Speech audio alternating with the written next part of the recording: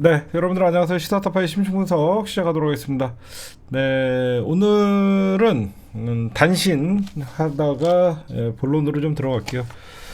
윤석열이 권익위원장에 검찰 선배 서울대 79학번 동기 유철환 변호사를 임명을 했습니다.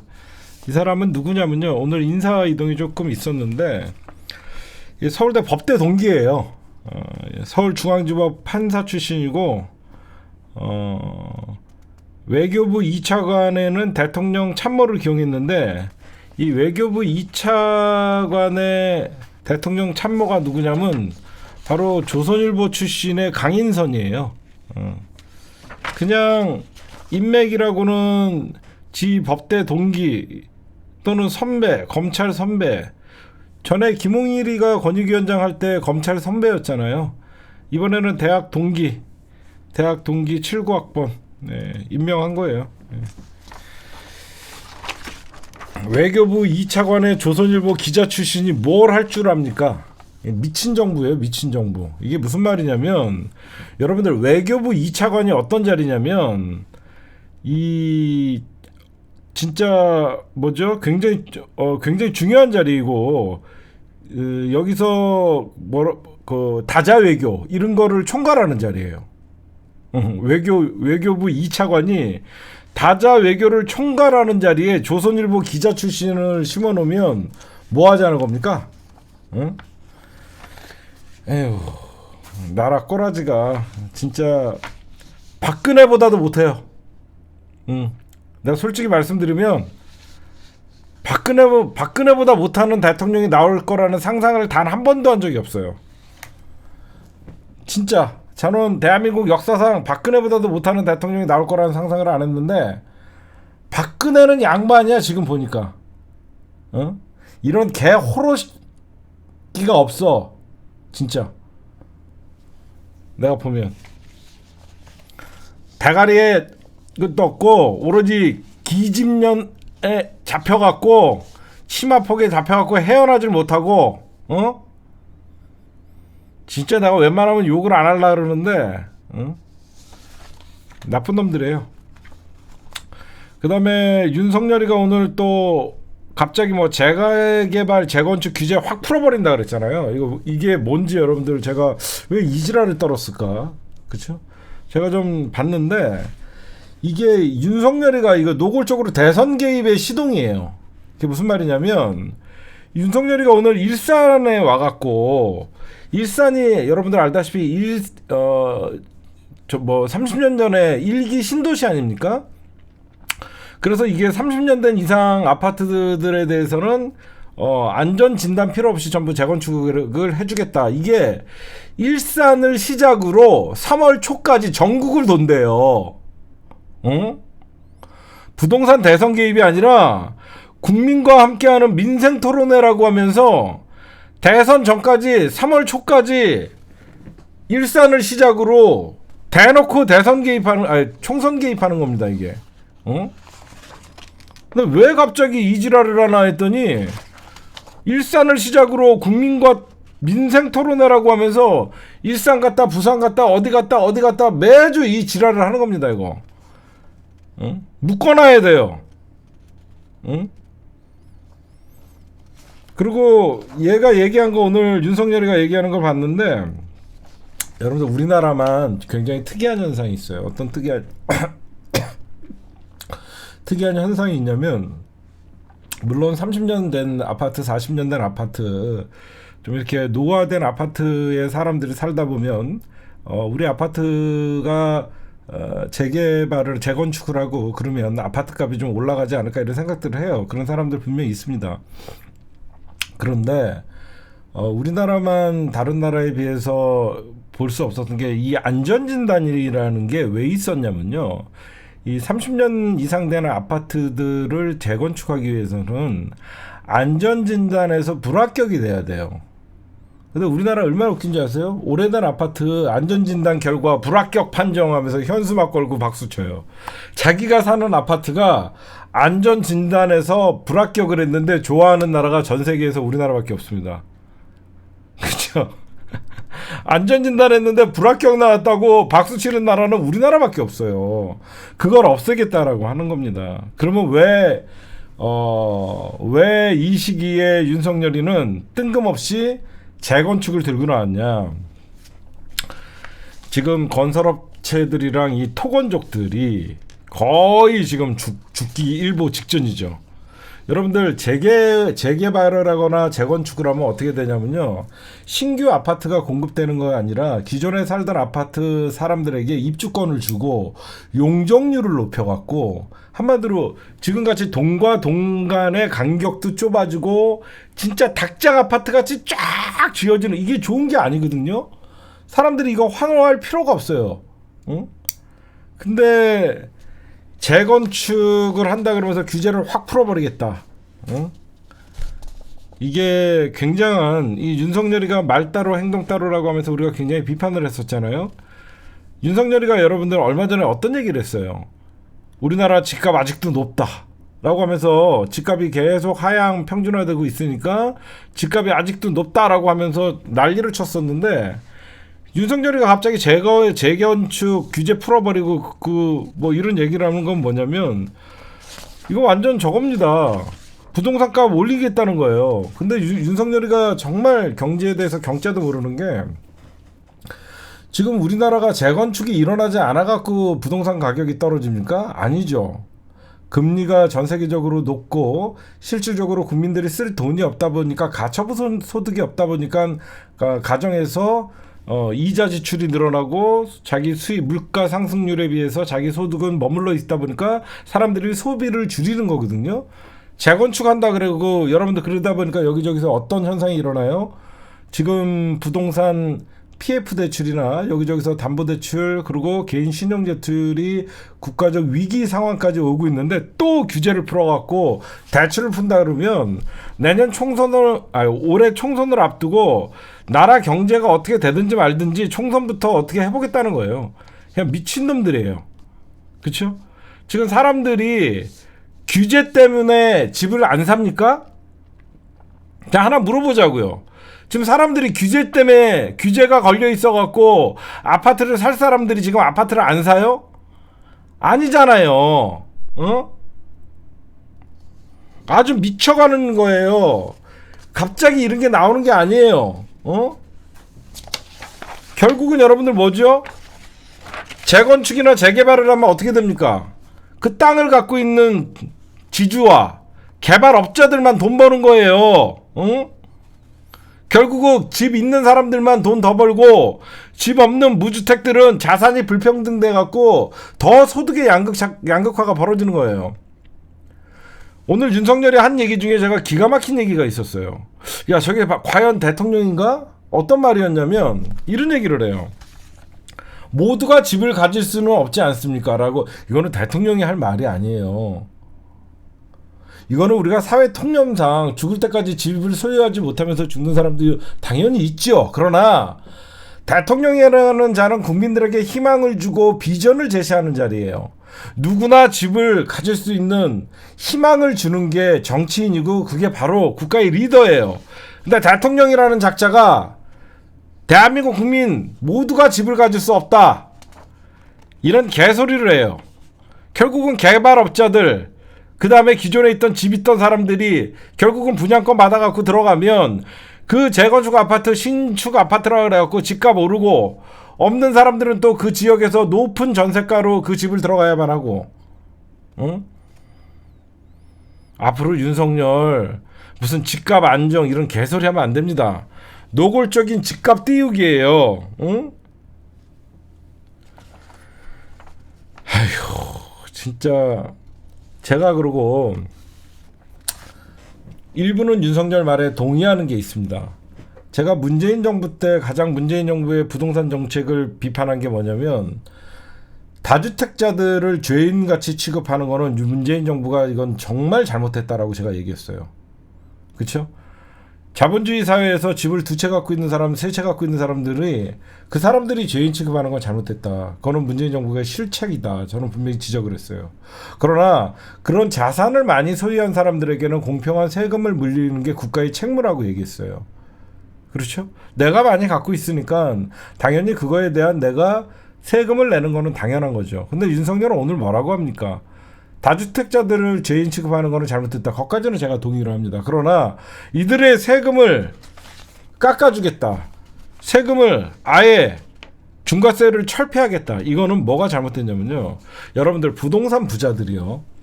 부동산 부자들이 자기 세금을 깎아준다 그래갖고 임차인들에게 자기의 그 세를 깎아줍니까? 정말로 우리나라 부자들이나 부동산 부자들이 자기가 기존에 1년에 1,000만 원씩 내던 세금을 국가가 1,000만 원을 걷지 않는다 그래서 그 자기가 자기한테 돌아오는 이익을 임차인한테 돌려준다 그러면 저는 이거는 임차인한테도 이득이 된다고 생각해요. 그러나 그러지 않잖아요. 응? 어떤 부동산 부자가 자기 세금 깎였다 그래갖고 그 깎인 만큼 임차인들의 세금을 깎아줍니까?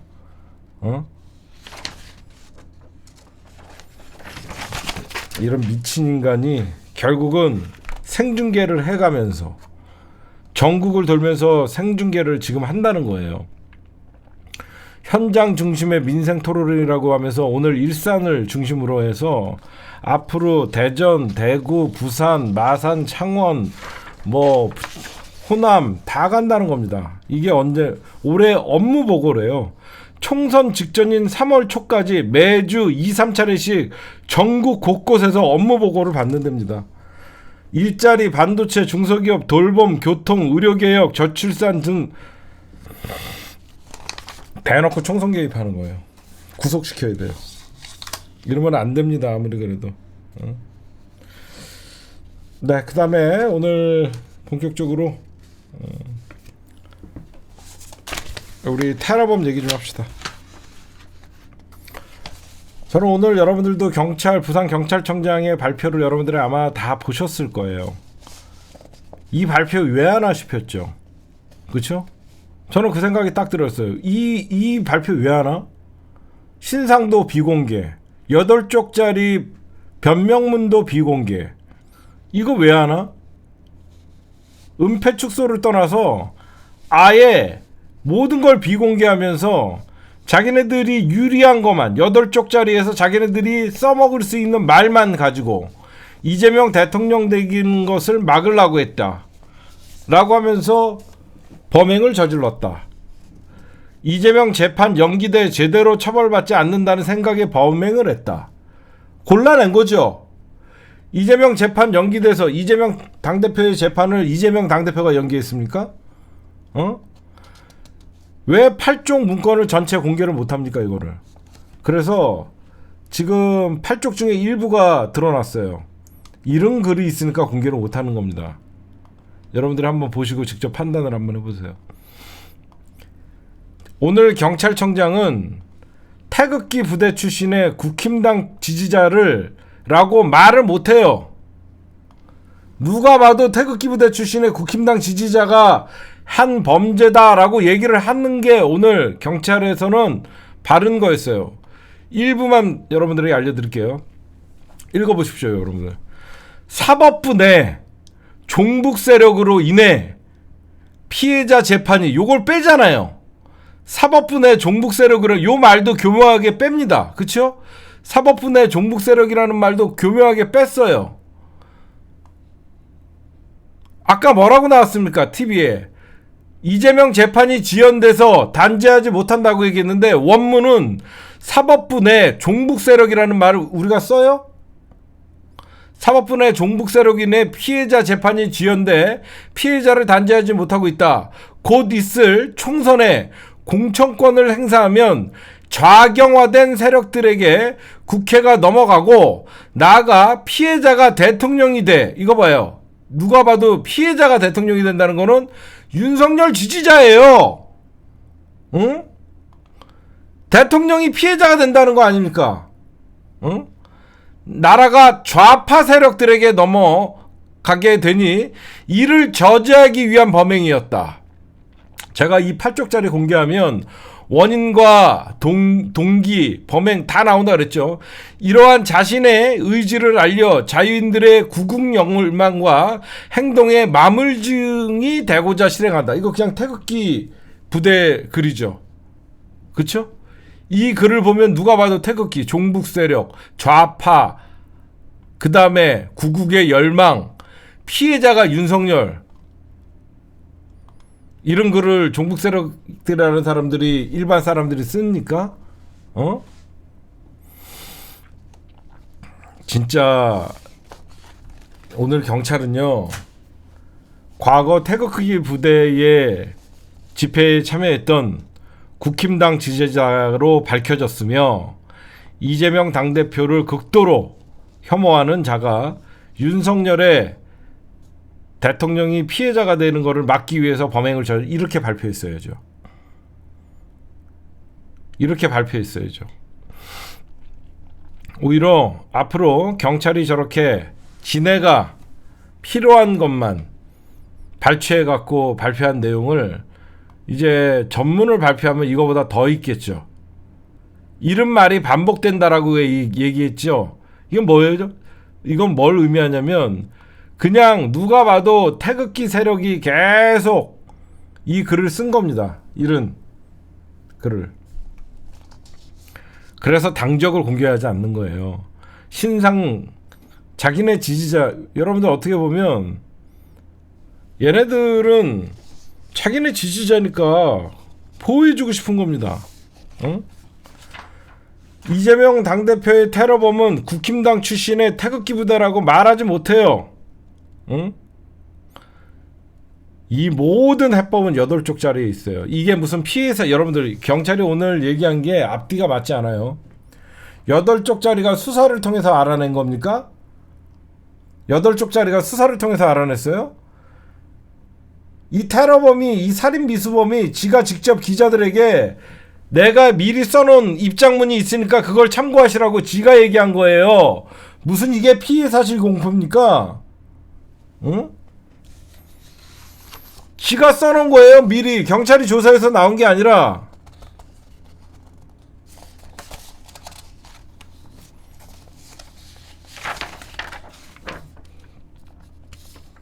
정말 금방 여러분들에게 보여준 이 내용만 봐도 내용과 등장인물 표현들로 미뤄서 이 김진성 씨의 글은 오랫동안 태극기 부대였고 국힘당 당원으로 유치할 수 있고요. 주변 진술도 있고요. 범행을 위해서 지난 민주당에 위장 당입했다는 추론이 신빙성을 가질 수밖에 없고요. 그렇죠? 경찰은 김 씨의 글을 일부분만 발췌해서 원문 그대로 인용하지 않았어요. 그렇죠? 사법부에 종북 세력이 있다라는 이런 종북 이런 표현들 오늘 경찰이 발표하지 않았잖아요. 응? 김 씨가 스스로 경찰에 자기가 낸 변명문을 참고하라고 했는데 경찰이 일부러 선택적으로 일부만 브리핑의 핵심 내용으로 범행 동기, 수사 결과까지 인용한 거예요. 이 사건은요, 검찰이 덮은 겁니다. 경찰이 덮은 거예요. 경찰이. 범행 동기와 관련해 핵심 정보인 당원 이력을 끝내 공개하지 않습니다. 경찰이 공개하지 않는 당적을 물어보면 이런 얘기 하죠. 정당법 조항에 뭐 위배된다라고 얘기하는데 이런 정당법 조항에 그 자유로운 정당 활동을 저해하는 요인이 있다 이런 내용은 뭐냐면요. 이런 테러범한테 해당되는 얘기가 아니에요. 무슨 말씀인지 알아요? 이렇게 집회나 시위를 하고 이랬을 때 사람들이 누구나 집회 결사의 자유가 있기 때문에 자유롭게 정당 활동을 하는 게 시민의 정치적 자유를 보장하는 것이지 이렇게 시민의 정치적 자유를 보장하는 게 테러까지 연관되는 게 아닙니다. 이거는 국민의 알 권리가 더 우선시돼야 되는 거예요. 응?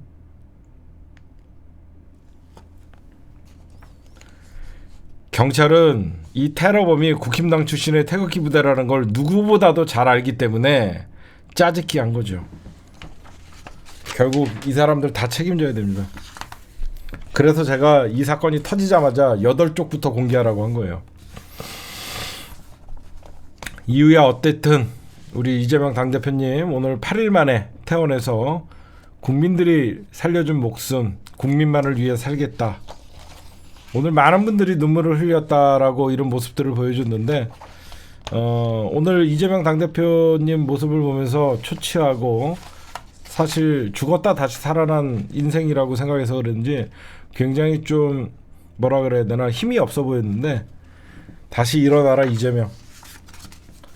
이재명을 보여줄 때가 점점 다가오고 있다 이런 말씀을 좀 드리고 싶습니다.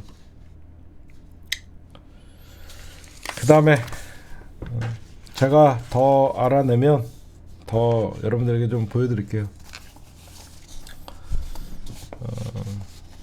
오늘 아까 제가 낮에도 방송에서 말씀드렸지만 오늘 비명계 3인방 오늘 탈당을 했죠. 저는 한동훈, 이 비명계 그리고 이낙연 얘네들을 인간으로 보지 않습니다. 왜 그러냐면 아무리 자기와 정치적 색깔이 다르고 계파가 다르다고 해서 내가 만약에 이원욱이나 김종민이나 조응천이가 인간이면 당대표가 무사하게 오늘 퇴원을 해서 다행이다라는 말로 시작해야죠.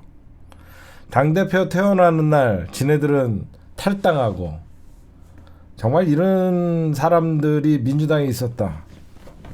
본인들의 신념도 중요하지만 적어도 자기가 몸담았던 정당에 자기가 뜻이 맞지 않는 당대표라 그래도 엄연한 생명의 유독함을 느낄 수 있는 테러를 당했어요.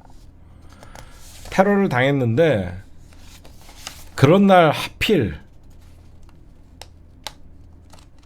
겨우 사지에서 깨어나서 이제 태어나는 당대표를 앞에 두고 민주당 의원들이 탈당하는 이런 모습을 보면서 저는 무슨 생각을 했냐면요. 땡큐다.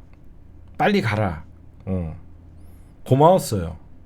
너희들이 괜히 이재명 당대표 핑계대면서 탈당 안 하고 뭉갰으면 얼마나 더 우리가 머리가 아팠을까요? 저는 오히려 반대로 생각했어요. 너희들 이재명 당대표한테 최후 통첩을 했지 너희들 안 나가면 죽인다고 저희가 얘기했죠. 제 날짜에 나가줘서 고맙다. 응? 제 날짜에 나가줘서 고맙다. 제가 늘 얘기하지만 이재명이라는 큰 우산이 민주당에서 버티고 있어서 다른 문제 있는 놈들한테도 불똥이 튀지 않는 거예요.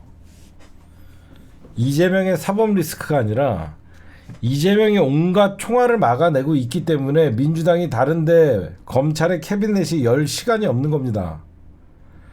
검찰 놈들이 어떤 놈들인데 이재명 당대표만 잡겠다고 혈안이 되다 보니까 다른 놈들한테 작업을 못한 겁니다. 오히려 이재명에게 고마워해야죠. 얼마나 총선을 앞두고 검찰이 캐비넷을 열어서 민주당에게 총알을 날리려고 하겠습니까?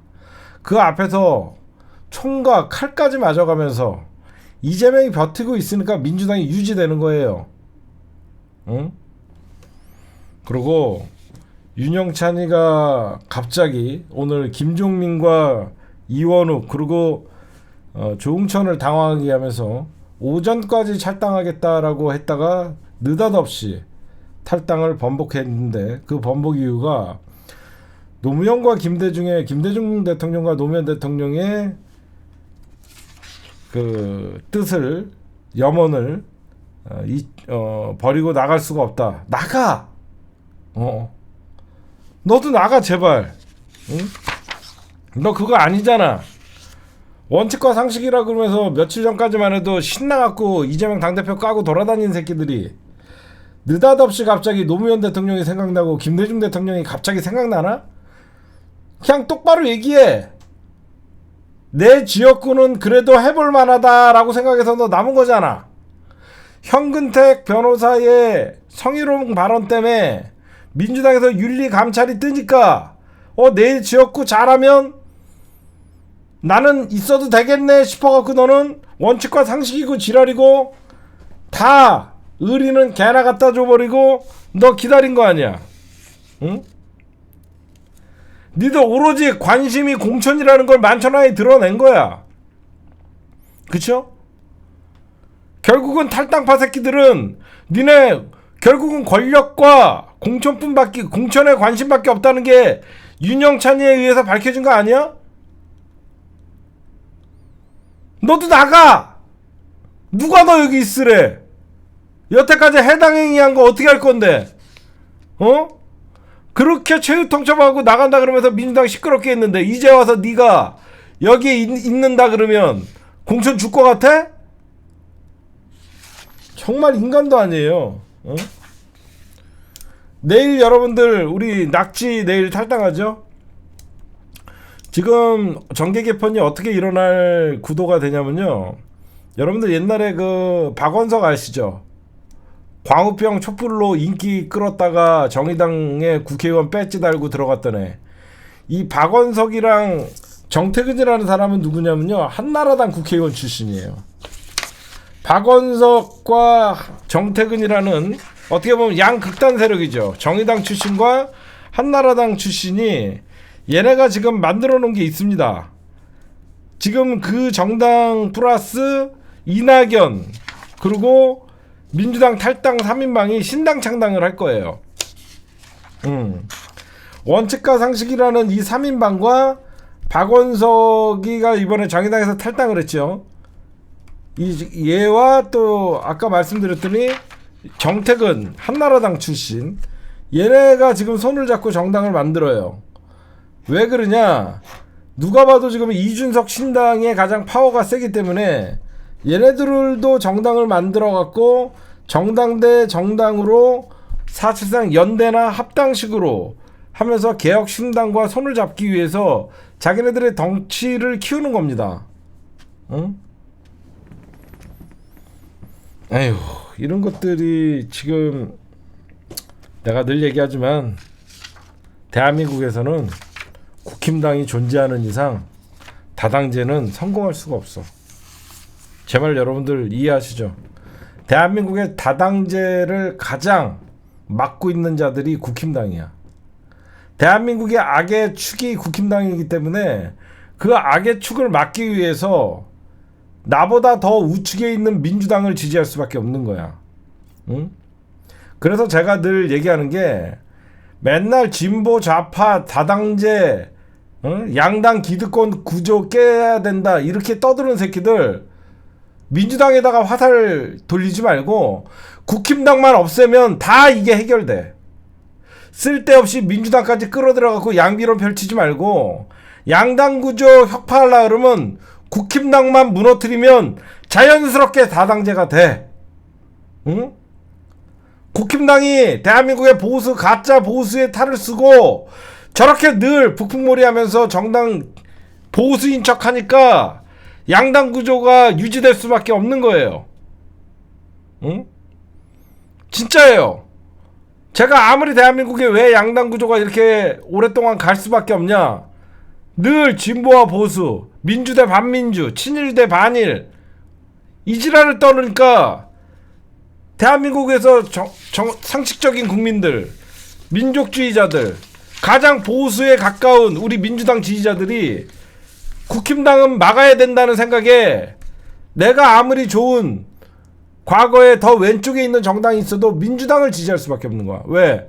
국힘당에게는 단 한 석도 줄 수 없으니까. 응? 소신도 없고 의리도 없고 민주당 탈당 3인방 너네 나가면 잘 될 것 같지? 결국 대한민국에서 수많은 분열이 일어나고 민주진영에 신당 창당이 일어나고 그랬을 때 결국은 살아남은 정당이 어디인지를 보면 결국은 대한민국에서 이런 정치적 구도에서는 신당 창당이 성공할 수가 없어요. 신당 창당이 성공할 수가 없습니다.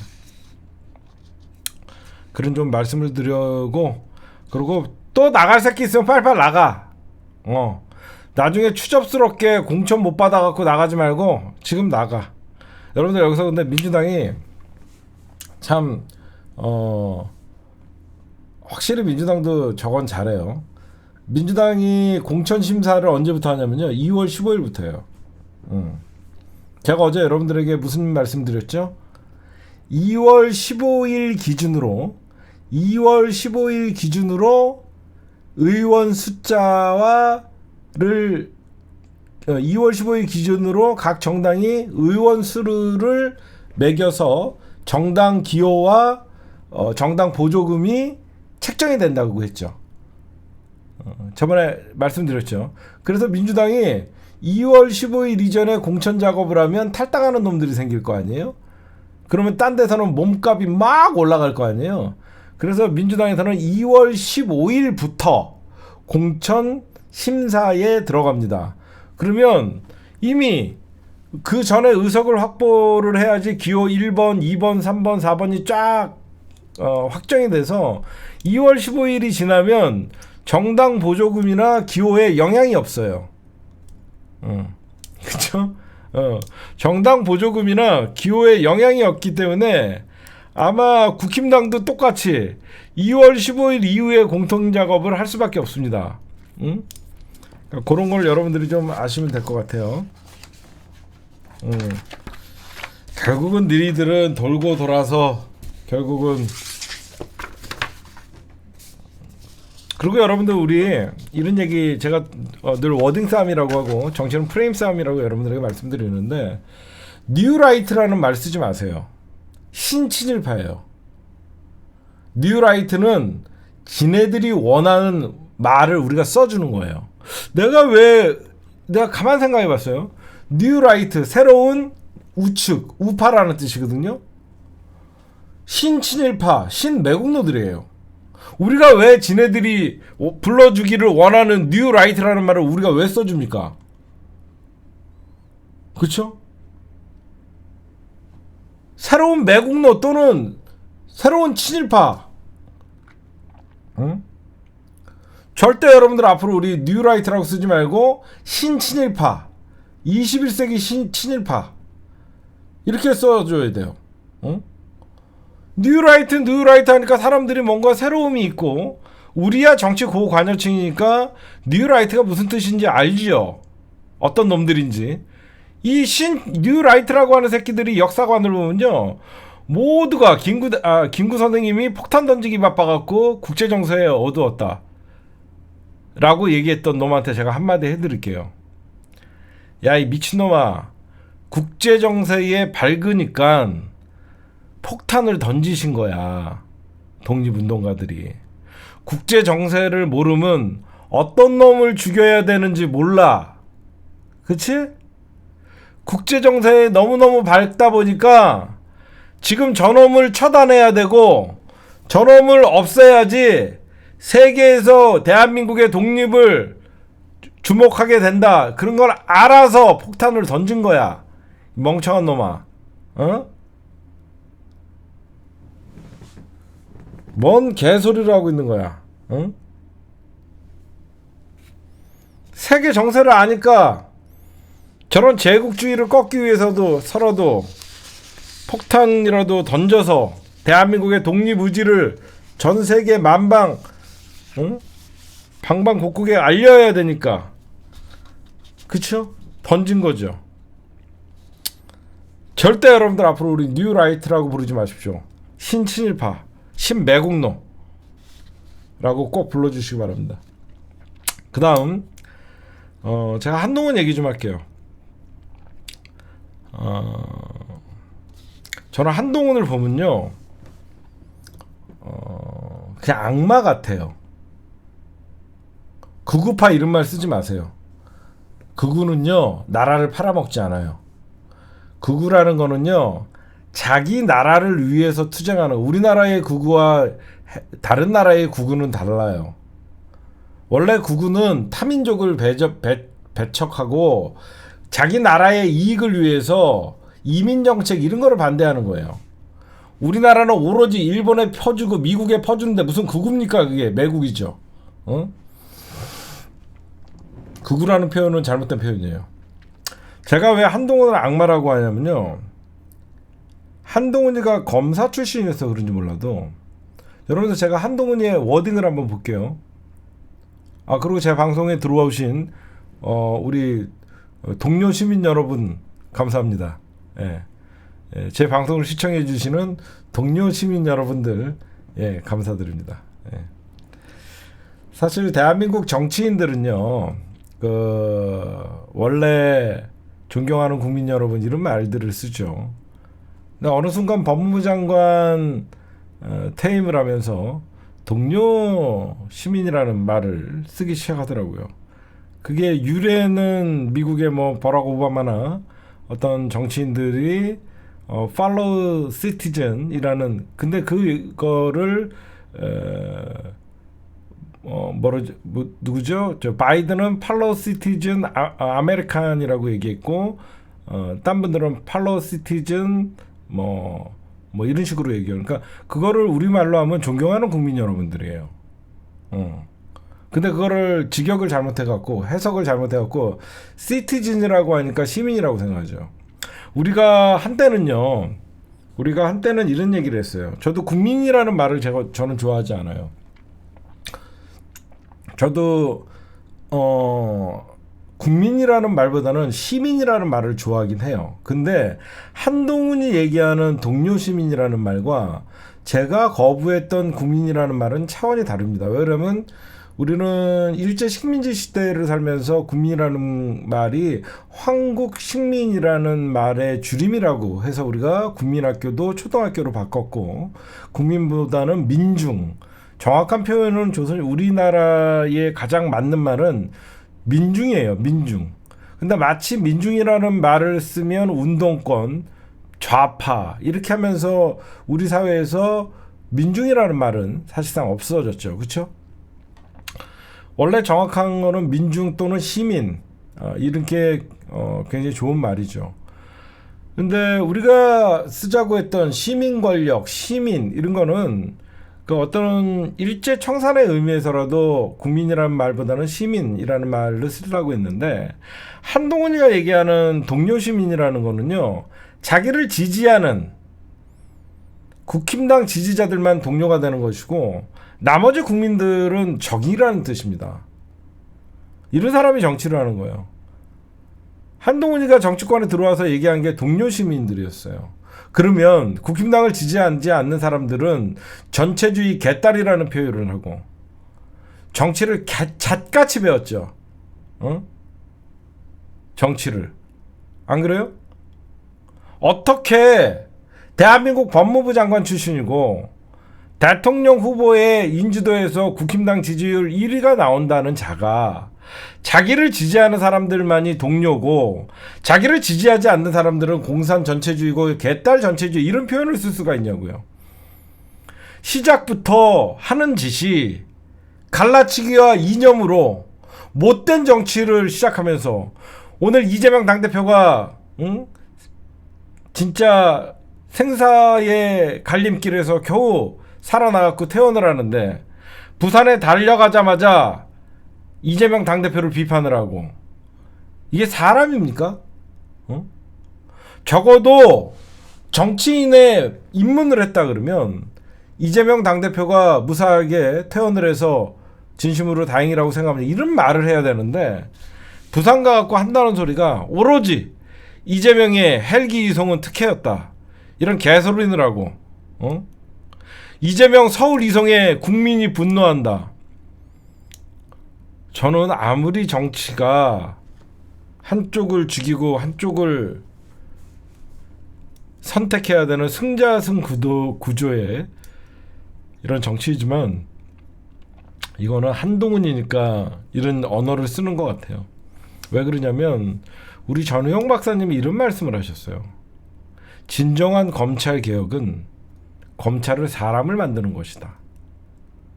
왜 검찰을 사람을 만드는 게 진정한 검찰 개혁이냐면요, 적어도 검사라는 놈들, 여태까지 정치 검사를 하고 정치적인 수사를 하면서 없는 죄를 만들어 갖고 뒤집어 씌우고 있는 죄도 덮어버리는 김건희 주가 조작 사건을 마치 악법이라고 떠드는 이런 파렴치한 검사들이나 가능한 겁니다. 검사들은, 특히 정치검사들은 최적화된 국민의힘에 들어가서 일할 수 있는 뻔뻔함을 갖고 있어요, 제가 보면. 그러니까 이런 언어가 자연스럽게 나와요.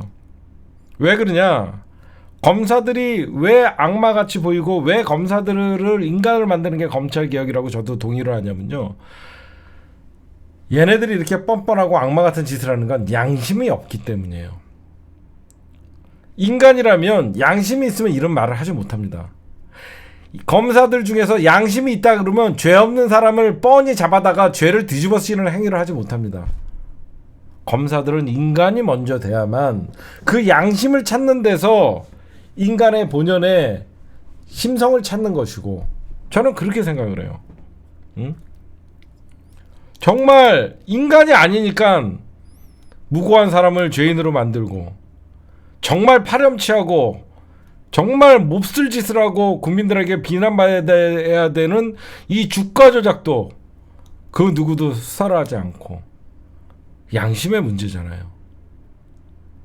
이런 양심이 없기 때문에 이런 짓을 하고, 비록 상대 자기와 경쟁하는 당대표이지만 그런 사람이 태어나는 날 서울 이송에 국민 분노한다.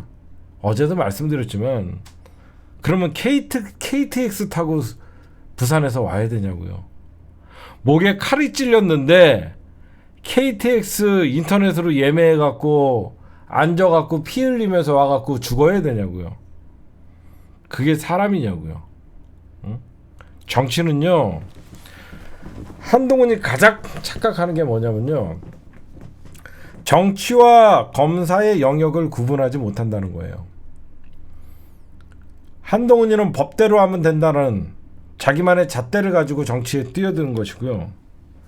정치는요, 때로는 법이 감싸지 못하는 부분에 대해서 그거를 정치가 해결하는 거예요. 그게 바로 정치권이 할 일이고요. 검사들은 법대로 해서 피도 눈물도 없는 검사들이 기소를 하고 구형을 때리죠. 정치는 그러지 않아요. 정치는 사람의 마음을 움직여야지 그게 표로 환산되는 겁니다. 그게 정치인의 승리가 되는 거예요. 저는 오늘 한동훈이가 PK 지역에 내려가는 것도 인간이 아닌 짓이라고 어제 이미 제가 말씀을 드렸지만, 거기까지 내려가서 이재명 당대표 태어나는 날 이재명 당대표 때리는 데에 집중하는 걸 보면서, 응급의료 특혜라고 떠드는 걸 보면서, 과연 이게 사람인가? 사람의 탈을 쓴 악마가 아닌가? 대한민국에서 가장 범법자가 많은 곳은요, 바로 서울법대 출신입니다. 그 어떤 대학 출신들도 이렇게 많은 범법자들을, 악마들을 배출하지 않아요. 가장 똑똑하고 공부 잘했던 새끼들이 한순간 잘못된 선택을 하면 얼마나 악마가 되는지 보여주는 겁니다. 국영수를 남보다 잘했을진 몰라도 적어도 역사와 도덕 그리고 양심은 빵점이에요.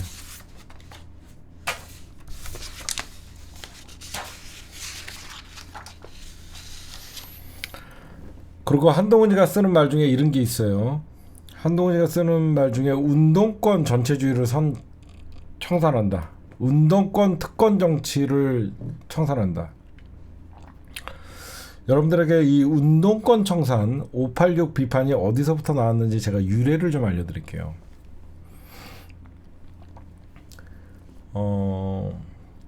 이 586이나 민주화 운동에 기여했던 분들을 2017년 전에는 우리 민주 진영에서는 그 어디에서도 욕한 적이 없어요.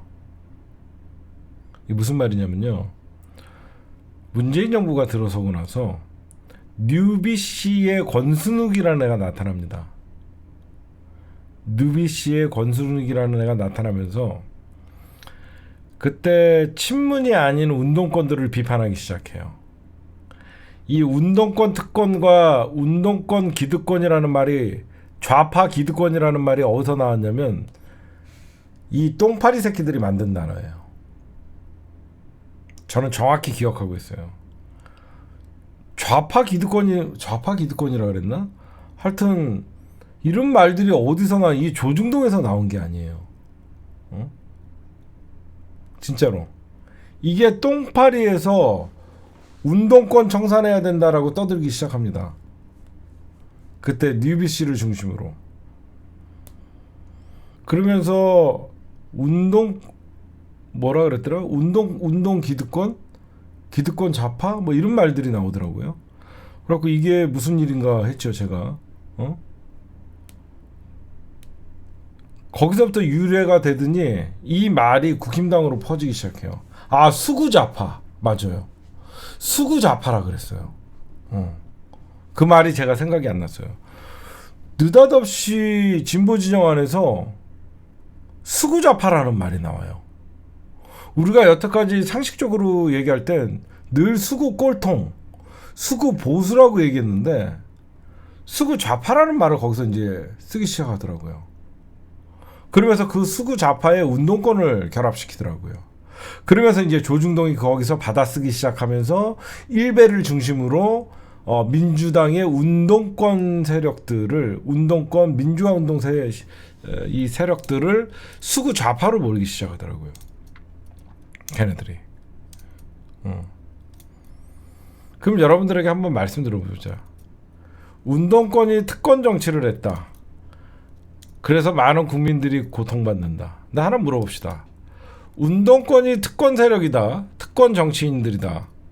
고통받는 사람들은 누굽니까? 국민이 아니에요. 이 운동권 민주화 운동에 끼지 못하는 바로 비운동권 엘리트 집단이죠. 어제도 잠깐 말씀드렸잖아요. 왜 민주화 운동을 폄훼하고 586들을 비판하냐? 자기네들은 똑같은 시대에 살았지만 자기네들은 열등감이 있는 거예요. 비운동권인들이 볼 때는 이 운동권들이 특권이라고 보일 수밖에 없는 거죠. 운동권은 특권을 주장한 게 아니에요. 본인들이 목숨을 걸고 이 전두환의 총칼 앞에서 맞서서 싸웠고 그런 자기네들의 민주화 운동의 경험으로 세상을 바꾸고자 정치권에 들어와서 정치를 통해서 세상을 바꾸는 시대를 만들기 위해서 대통령 직선제를 만들었고 그분들이 직접 정치권에 뛰어들어서 오늘날의 대한민국의 민주화를 이뤄낸 겁니다. 그러면 운동권 특권 정치라고 하면서 비판했던 자들은 누구예요? 한동훈이가 대한민국 민주주의를 위해서 무엇을 했는데요? 윤석열이가 대한민국 민주주의를 위해서 무엇을 했는데요? 묻고 싶어요. 운동권 세력들이 목숨 걸고 최루탄 맞아가면서 백골단의 곤봉과 쇠파이프에 맞아가면서 투쟁할 때 니들은 무엇을 했는데 니들이 운동권을 그렇게 욕을 할 수가 있냐고. 그게 바로 비운동권의 바로 그 비운동권의 니들의 컴플렉스야. 니들은 그 어떤 걸로도 살 수 없는 민주화 운동의 역사거든. 그거를 니들이 폄하하는 거죠. 이게 아마 가장 정확히 보는 표현이 아닌가 생각을 해요. 제가 왜 이런 말씀을 드리냐면요.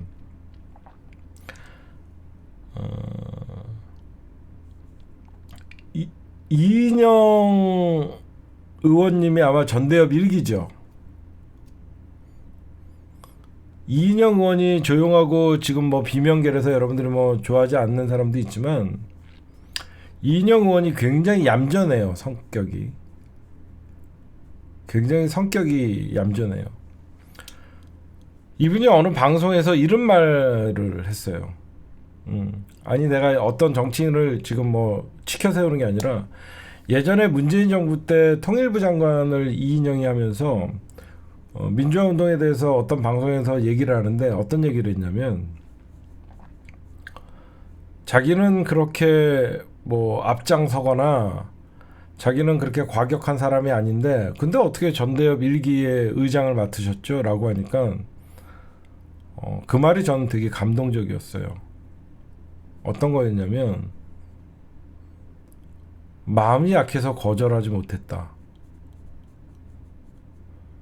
그 당시에 총학생회장이나 어떤 간부나 직책을 맡으면 무조건 안기부에 끌려가갖고 고문받는 자리였는데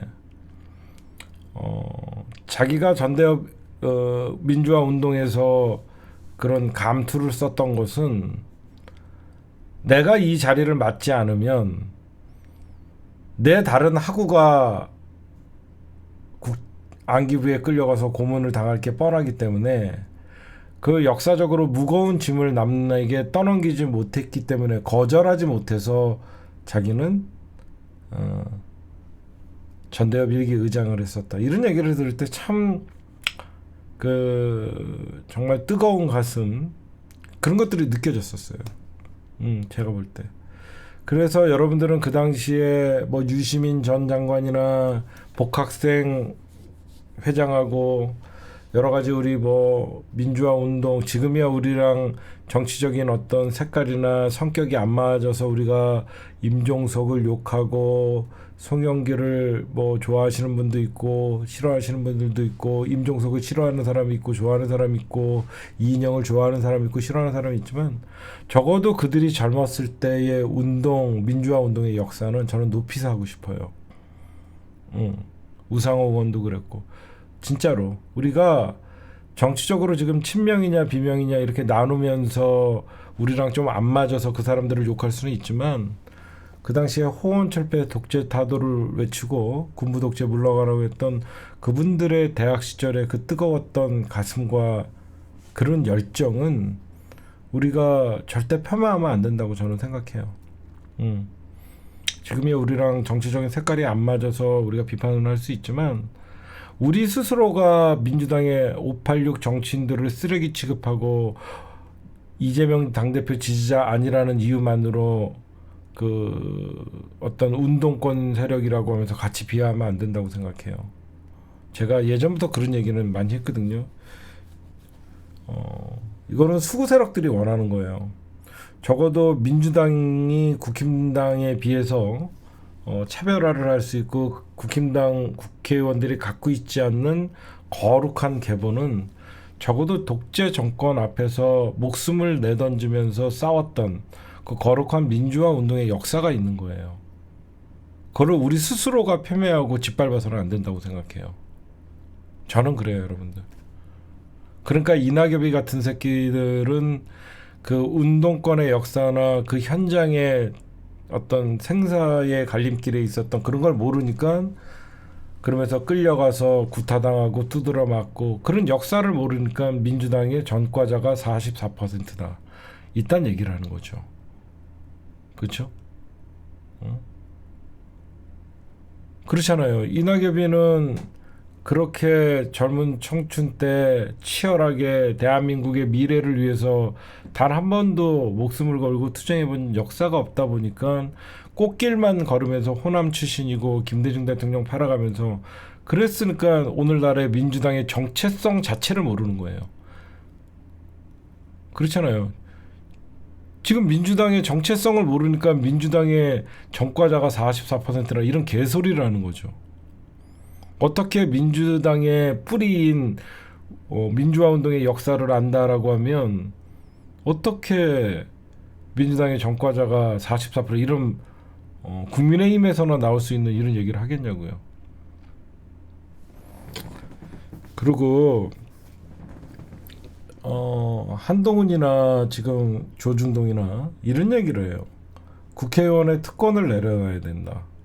그 국회의원의 특권 중에 불체포 특권을 포기하는 지금 한동훈이가 비대위원장인데 지금 이번에 공천을 받으려 그러면 불체포 특권을 포기하는 각서를 쓰라고 얘기합니다. 불체포 특권을 포기하는 각서를 쓰라고 해요. 여러분들 저는 분명하게 말씀드리고 싶어요. 불체포 특권은 국회의원들에게 갖고 있는 헌법이 보장되는 고유의 권한이에요. 그렇죠? 이거를 한동훈이 지가 뭔데 국회의원들 헌법이 보장하는 불체포 특권을 왜 지가 포기하라 마라 그래야지 공천 준다라고 하면서 지가 심판자 노릇을 하냐고요. 국회의원의 특권이라고 얘기하면 안 돼요. 국회의원이 가지고 있는 고유 권한이고요. 만약에 파렴치한 국회의원의 범죄 행각이 국회로 넘어왔을 때는 그때는 국회에서 이런 체포 동의안에 협조를 해주면 되지 왜 법에서 포기하고 있는 불체포 특권을 왜 포기합니까? 저는 이런 건 잘못됐다고 생각해요. 제가 오늘 얘기하는 민주화 운동 적어도 우리 민주당 지지자라고 여러분들에게 정말 부탁드리는 거예요. 우리가 아무리 친명 비명을 나누고 그래도 우리가 운동권이라고 했던 어떻게 보면 지난 시절의 그 민주화 운동의 거룩한 역사를 우리 스스로가 부정하지 말자고요. 알겠죠? 아무리 지금은 친명이 아니라서 우리가 밉고 그래도 그들의 과거 민주화 운동의 역사까지 우리가 폄훼하는 그런 지지자가 되면 안 돼요. 정치인은 미워도 그들이 과거에 젊었을 때 뜨거운 가슴으로 대한민국의 독재 정권의 칼날 앞에서 목숨을 바쳐서 싸웠다는 것은 우리가 스스로가 그건 조중동이나 국힘당이 하는 짓이에요. 그런 일을 안 했으면 좋겠어요, 여러분. 제가 왜 이 한동훈이의 못된 정치라고 하면서 계속 비판하냐면요. 결국은 한동훈이는 개딸 전체주의, 자기네들을 지지하면 동료 시민, 무슨 정치 초짜 새끼가 들어오자마자 국민들 갈라치기 하고 이분법적으로 네 편 내 편을 나누고 이런 인간이, 그러면 내가 한동훈이를 비판을 하면 나는 동료 시민이 아닌가? 나 묻고 싶어요. 한동훈 네가 얘기하는 동료 시민은 과연 어떤 사람인가? 민주당 지지자들은 한동훈 눈에는 동료 시민이 아닌가? 이런 인간들은 정말 개념조차 없는 인간들이 나대는 게 정말 저는 꼴 사나워서 못 보겠다, 그런 얘기를 좀 해드리고 싶어요.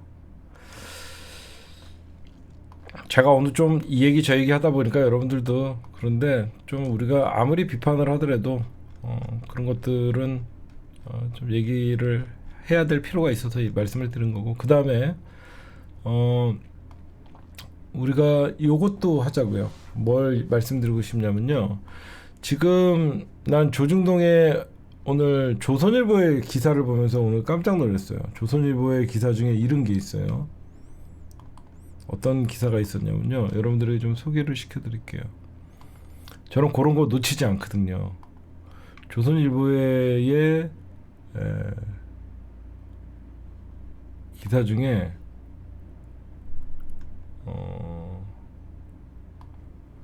이 기사를 보면서 제가 웃었어요. 뭐냐면 이걸 한번 좀 보여드릴게요, 여러분들. 여기 한번 읽어보세요. 한겨레랑 조선일보랑 현직인데 정치판 가는 검사들 한 목소리 비판을 했거든요. 제가 왜 이 조선일보예요? 현직 신분으로 정치판 뛰어드는 검사들 이렇게 하면서 비판을 합니다. 조선일보가 저런 비판을 할 자격이 있나요? 응? 조선일보가 저런, 여러분들 검사나 언론인들이랑 똑같지 않아요? 조선일보 출신이 선거를 앞두고 니들이 정치권에 뛰어들어가는 거는 문제가 안 되나? 응? 늘 정치적 중립을 지켜야 된다는 언론인은 정치판에 뛰어들어가도 상관없고, 검찰이나 언론이나 도찐이 개찐이야. 검찰 엘리트주의, 언론 엘리트주의, 니들 똑같은 새끼들이야. 응? 조선일보 출신이 갑자기 느닷없이 내년 총선에 나가고 조중동 출신들이 나가는 거랑 검사들이 나가는 거랑 니들이 서로 비판할 자격이 있나? 응? 똑같은 놈들이에요. 응? 똑같은 놈들이다. 똑같은 놈들. 응? 똑같은 것들이 똑같이 비판해요. 근데 조선일보가 왜 그러면 이례적으로 조선일보가 현직 검사의 정치를 가는 거를 비판을 했을까? 그럼 윤석열은 검찰총장 그만둔 지 얼마나 됐는데 윤석열 빨아댔던 새끼들이 조선일보 아니야? 니들은 이런 거 얘기할 자격도 없어요. 왜 그러면 이 시기에 조선일보가 검사들의 총선 진출을 비판을 했냐? 이성현 고검장이랑 신성식 검사를 비판하는 겁니다. 응? 그렇잖아요. 응? 지금 가장 들어온 게 이성윤, 신성식이에요. 응? 그 대한민국에 그럼 경찰 출신은 없나? 응? 경찰, 판사, 다른 공직자들은 없나? 다 똑같은 겁니다. 그래서 제가 고위공직자들은 퇴직하면 정치 3년 이상은 접근 못하게 법안으로 만들어야 돼요. 어? 퇴직하고 3년 이내에 국회의원 출마 못하게 해놔야 돼요. 5년이든 3년이든. 5년을 하는 게 맞겠구나. 그 다음 정부까지 이어지게. 응? 고위공직자들, 기자들 간두고 정치판 진짜 못 뛰어들게 해야 됩니다. 뭐 왜 지네들은 되고 지네들이 껄끄러운 이성윤이나 신성식이가 나가면 안 돼? 나쁜 놈들이죠.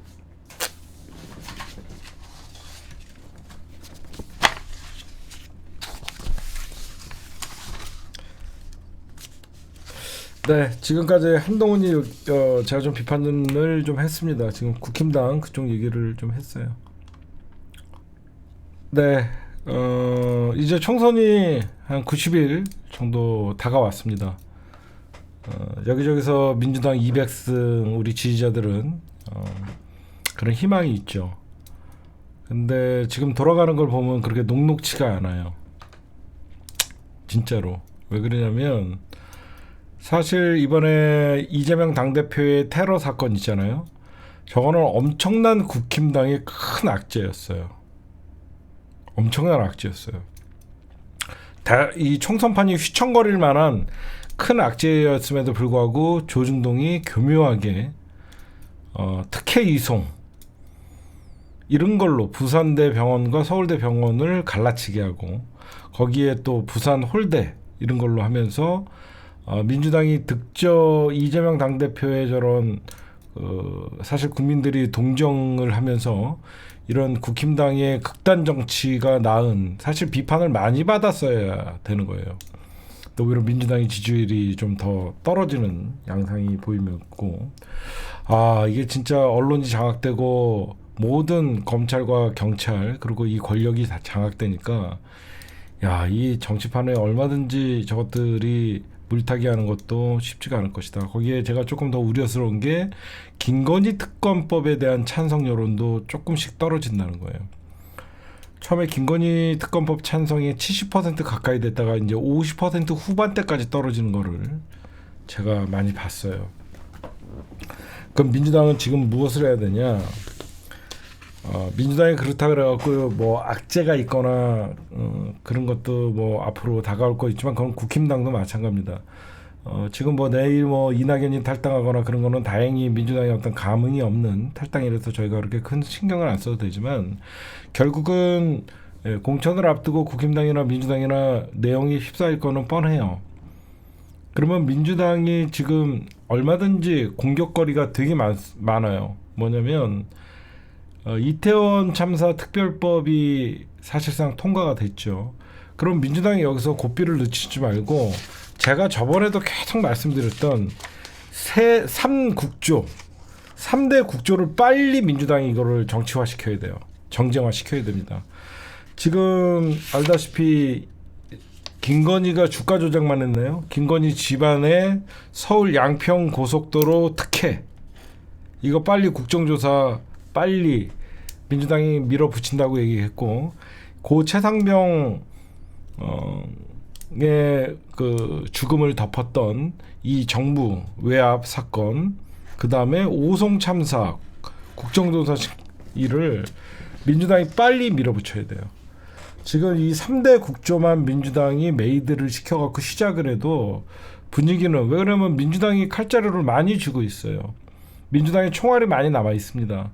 많이 총알이 남아 있기 때문에 지금 민주당에서 무슨 탈당이니 이런 거 갖고 계속 이슈에 끌려다니지 말고 민주당은 이럴 때일수록 민주당이 할 수 있는 다수당의 어떤 위치에서 이런 국정조사 특조를 함으로써 이 정부의 실체를 많이 알려야 돼요. 응? 이 오송 참사도 오송 지하차도 참사도 어떻게 보면 이거 인재잖아요. 이것도 청주에서 일어난 사건이고 그래서 우리 그 중원의 민심을 가를 수도 있기 때문에 오송 지하차도 참사도 제대로만 밝혀주면 얼마나 이 정부가 국민 생명과 안전에는 홀대하고 본인들의 정략적으로 국민들 갈라치게 하는데 혈안이 돼 있는지 알 수가 있고, 대한민국의 군대에 보낸 엄마들이 고 최상병 사건은 남의 일이 아닙니다. 그 어떻게 보면 그 재난에 우리 장병들이 희생이 된 그런 결과고, 해병대원의 순직 사건, 이런 순직 사건, 내 아들이 죽은 것도 억울한데 이 사건을 덮으려고 했던 대통령실이 직접적으로 관계가 돼 있는 이런 사건도 굉장히 많습니다, 여러분들. 그래서 저는 우리 민주 진보 진영 여러분들이나 나나 지금부터 좀 정신을 똑바로 차려야 된다고 생각하는 게 뭐냐면요, 우리는 되게 절박하거든요. 여러분들이나 나도 여러분들과 같은 똑같은 시민이에요. 내년 총선이 그 어떤 총선보다도, 올해 총선이 그 어떤 총선보다도 저는 너무 절박하거든요. 제가 서두에서 말씀드렸지만 박근혜보다 더한 정부예요. 그렇죠? 인정할 수가 없고, 최순실보다 더한 김건희의 국정농단이 일어나고 있고요. 그런데 우리 민주 진보 진영의 시민들은 이번 총선에서 지금 모두가 죽는다는 생각을 하면서 지금 절박하게 임하고 있는데 정치권은 너무 아니래요. 특히 이번에 김종민이나 이원욱이나 뭐 윤영찬이나 조응천이나 탈당한다고 깝죽대던, 윤영찬이는 결국은 지 지역구 사수할 수 있을 것 같으니까 나왔지만, 정말로 정치인들이 절박했다 그러면요, 어디 탈당 소리를 합니까? 하늘에 주신 기회에 윤석열 정부를 1년이라도 조기 종식시켜서 정말 국민들과 지지자들의 마음을 안다 그러면, 자기네들 밥그릇 싸움하면서 민주당이 이렇게 분열 프레임에 휩싸이는 게 너무 절박함이 없어 보여요, 제가 보면. 그리고 내년 총선에서 정말 이 민주당뿐만 아니라 정의당 믿을 수도 없지만 민주 진보라고 하는 사람들은 무조건 국힘당과 1대1 구도로 후보 단일화해야 돼요. 저는 그렇게 생각해요. 저는 주적이 국힘당이기 때문에 어떻게든지 올해 총선에서는 국힘당과 민주 진보 진영이 1대1 구도로 가야 되는데, 국힘당은 분열돼 갖고 이준석 신당이 창단된다고 해도 이준석 신당은 결국은 고향으로 돌아가게 돼 있습니다. 근데 진보는 한번 분열을 하면요, 고향으로 돌아오지 않아요. 결국은 삐딱하니 망가질 대로 망가진 다음에 결국은 나중에 돌아와요. 저는 결국은 이낙연이나 오늘 탈당을 선언한 이 비명계 3인방도 결국은 지 배지를 위해서 각자 도생한다 그러면서 나간 것밖에 안 되거든요. 지금 제가 가장 우려하는 게, 민주 진보라고 하는 것들이 여기저기서 신당 창당하고 그러다 보면 윤석열 국민의힘의 어부지리로 한 석이라도 넘겨주는, 우리가 먼저 무엇을 해야 되는지, 적어도 탈당파들도 나가면서 윤석열 정부 욕하잖아요. 그렇죠? 민주 진보라고 하면서 윤석열 퇴진을 외치면서 촛불 드는 인간들도 거기서 지네가 신당 창당할 게 아니라 어떻게든지 주적을 윤석열과 국힘당으로 한정시키고 그 국힘당을 함석이라도 가져오게끔 하려면, 지금은 민주 진보 진영이 머리를 맞대고 어떻게든지 1대1 구도를 만들어서 내년 총선에 승리를 해야죠. 저는 이거는 정말 국민들이 절박한 만큼 정치권들이 진짜 절박하다고 생각하면, 책임 있는 사람들이 머리를 맞대고 모여서 어떻게든지 내년에는 우리가 불리한 지역구에서는 후보 단일화를 이뤄내고, 그리고 민주당뿐만 아니라 위성정당 눈치 보지 말고 얼마든지 민주당 지지자들은 민주당을 찍을 수 있는 위성정당을 만들고, 그리고 진보신당이나 진보 개혁 세력들은 본인들의 지지층한테 어필할 수 있는 통합을 이루고, 그래서 범진보 세력들이 올해 총선에서는 어떻게든지 200석 이상의 큰 성과를 이뤄야만 총선을 이길 수 있어요. 이대로 나가다가는 너무 한심해요. 이준석이가 어떤 새끼인데 이준석이랑 같이 연대한다 그러면서 신당 창당을 한다고 합니까? 이준석이는 결국은 신당 창당해갖고 올해 총선에서 자기가 소기의 성과를 거두면요, 자기 그 부대 이끌고 국힘당 접수하러 들어가갖고 국힘당과 합세할 게 뻔한데도 불구하고 이렇게 철딱서니 없이 낙성연대니 개소리를 짓거리고 앉아있고, 이재명 당대표가 얼마나 속이 상하겠냐고요. 안 그래요? 왜 제가 막 이런 말씀을 드리냐면요, 여러분들 굉장히 심각한 데이터가 있어요. 이걸 하나 여러분들에게, 올해 여러분들 선거 연령대를 보면요, 60대 이상이 가장 많아요. 60대 유권자가 17.19, 70대 이상이 14.24예요. 물론 50대, 40대가 제일 많아요. 근데 20, 30대보다 60, 70대가 이번에 유권자가 더 많아요. 인구가 고령화되면서 지금 20, 30대의 유권자보다 60, 70대의 유권자 비율이 더 높아요. 60대 이상의 유권자 비율이 무려 31%예요. 31%. 여러분들에게 이 수치를 좀 보여드릴게요. 제가 보여드리면,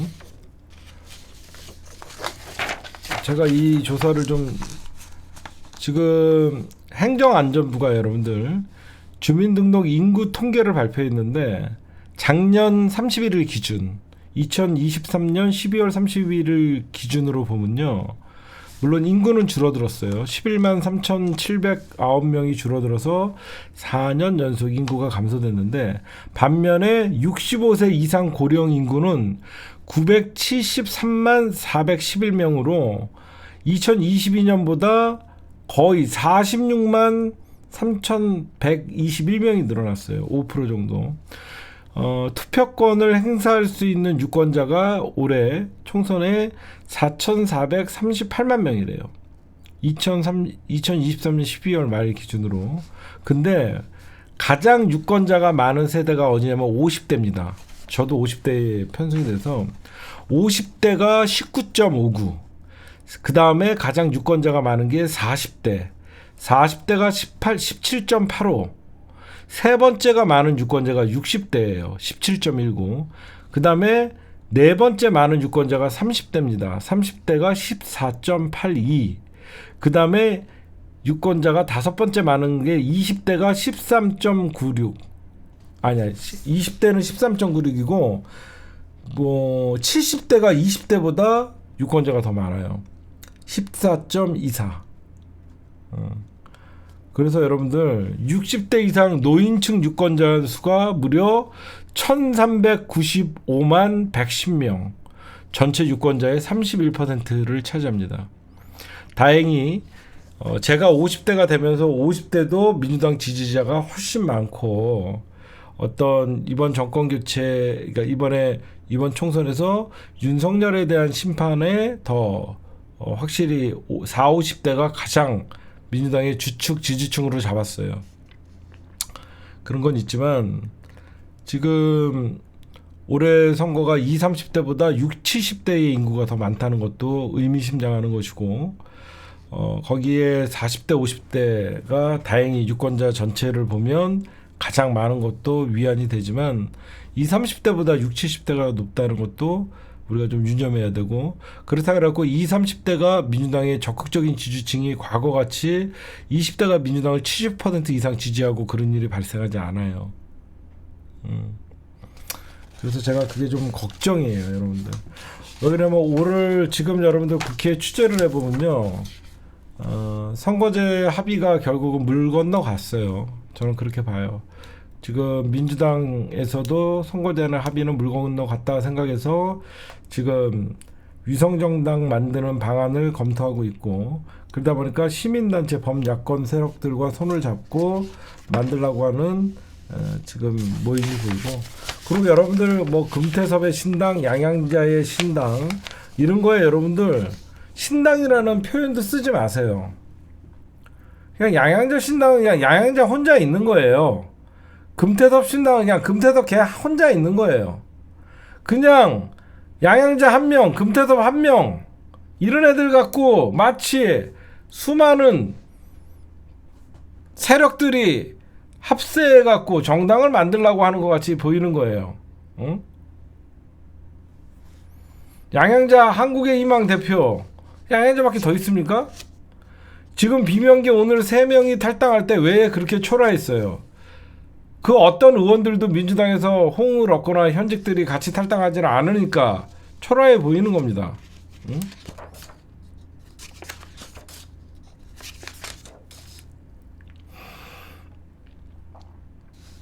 지금 저는 요즘 어떤 생각을 하냐면요, 대한민국의 천박한 보수들이, 보수의 민낯이 드러났거든요.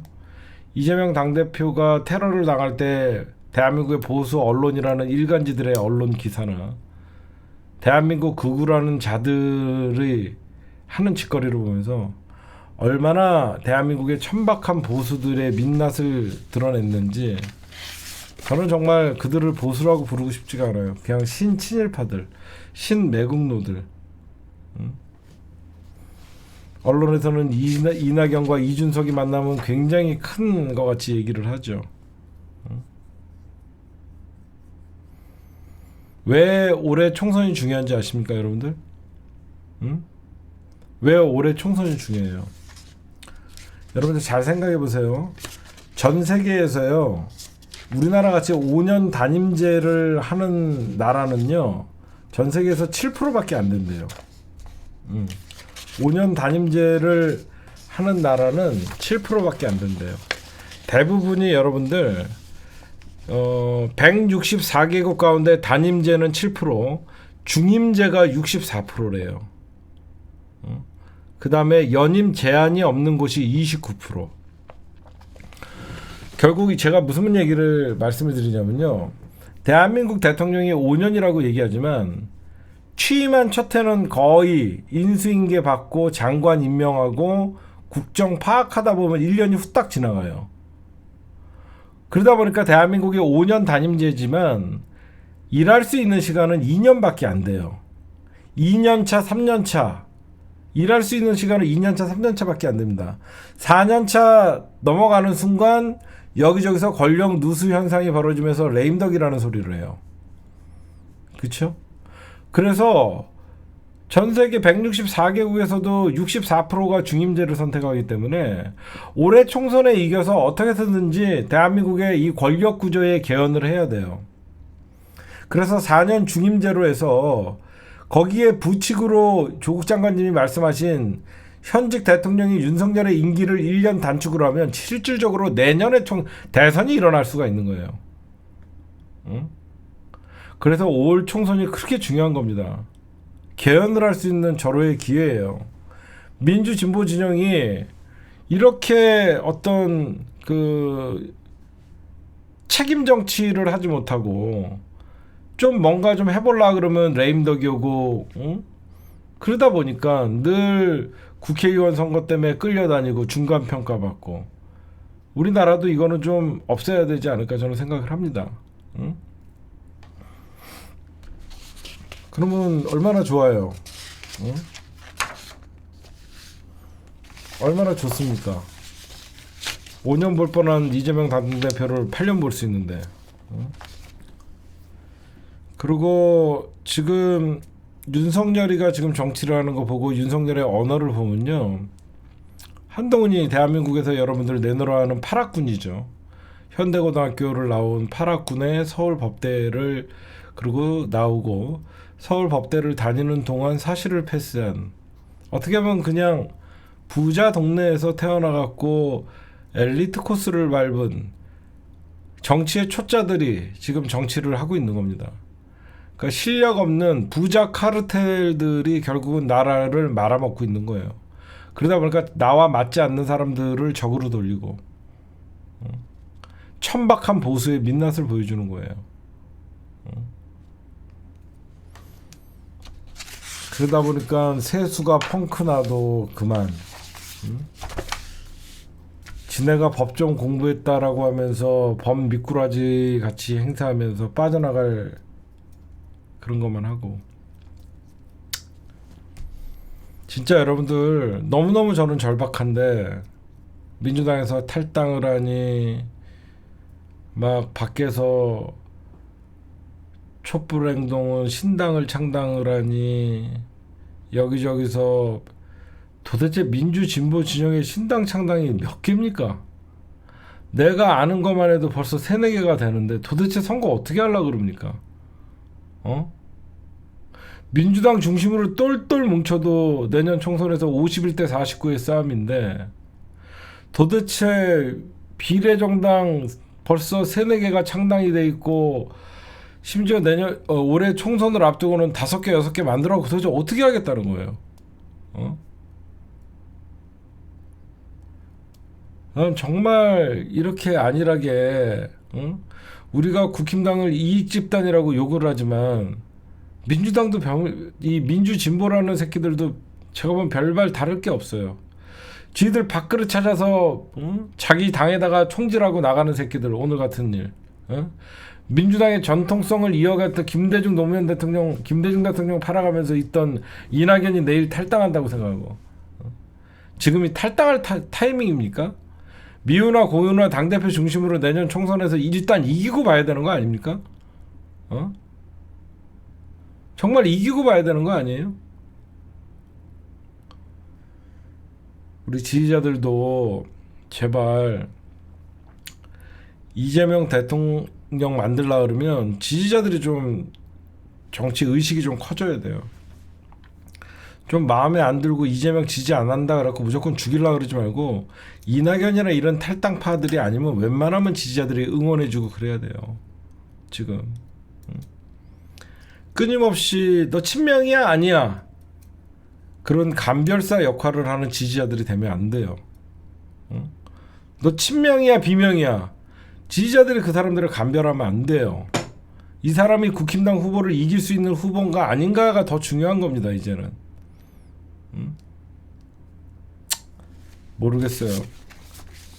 그거는 얼마든지 경선에서 우리가 할 수 있는 일을 하면 되는 거고 진짜 그럴 시간 없어요. 이제 어떻게든지 내 지역구에서 만약에 진보당 후보랑 민주당 후보랑 갈라지고 국힘당이 혼자가 나오면 어떻게든지 그 지역구에서 야권 단일화 이룰 수 있도록 지지자들이 나서서 설득하고 으쌰으쌰해서 민주당과 국힘당이 1대1 구도를 만들어야지.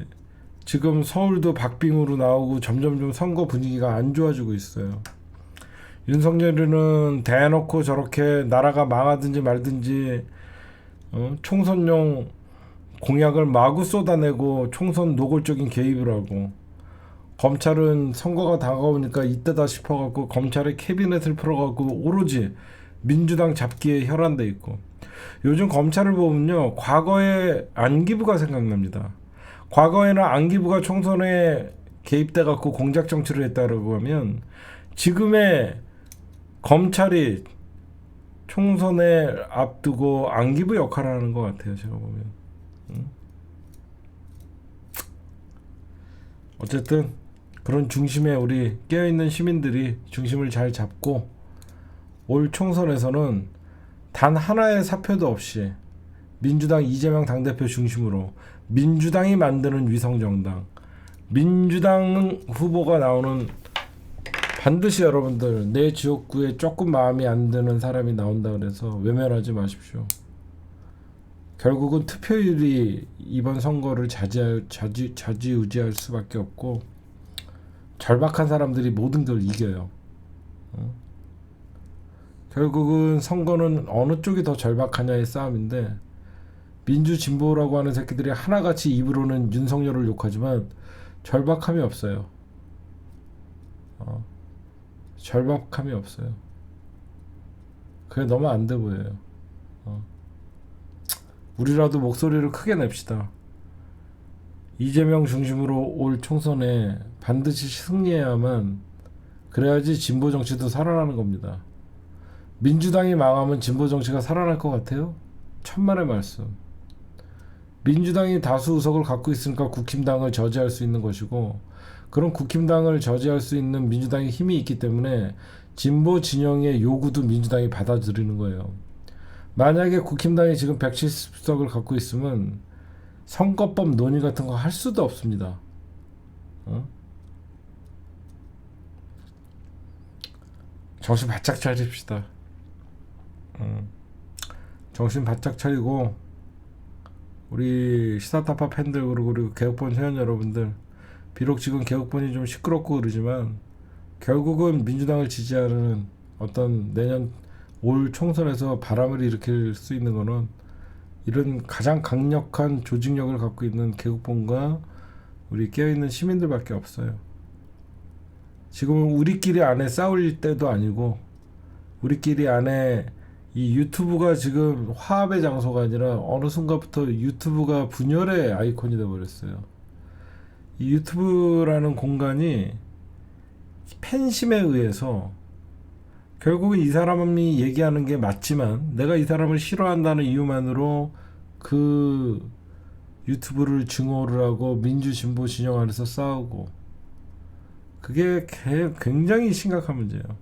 옛날 이 돈탐사가 출연하기 전까지 이런 일이요. 열린공감이라는 태어나지 말았어야 될 이 매체가 나오기 전까지는 선거 때가 되면 누가 시키지 않아도 민주 진보 진영은 똘똘 뭉쳐갖고 국힘당을 타켓으로 삼았는데, 아직도 민주 진보회를 가장한 저 돈탐사 세력들과 열린 민주당 저 사과충들이 결국은 민주당을 물어뜯고 있고 저러고 앉아 있어요.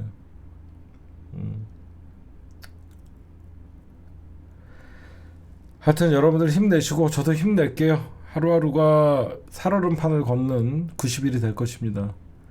본격적으로 싸움은 2월 15일 이후에 민주당 공천이 시작되고, 공천 심사가 시작되고, 국힘당 공천 심사가 시작되고, 우리에게는 김건희 특검이라는 제 의결의 히든 카드가 남아있고, 총선은 끝까지 긴장하고 말조심하고 끝까지 절박한 사람이 어느 쪽인가에 따라서 또 중도는 움직이는 것이고, 정부 견제론이 발표가 되는 거예요.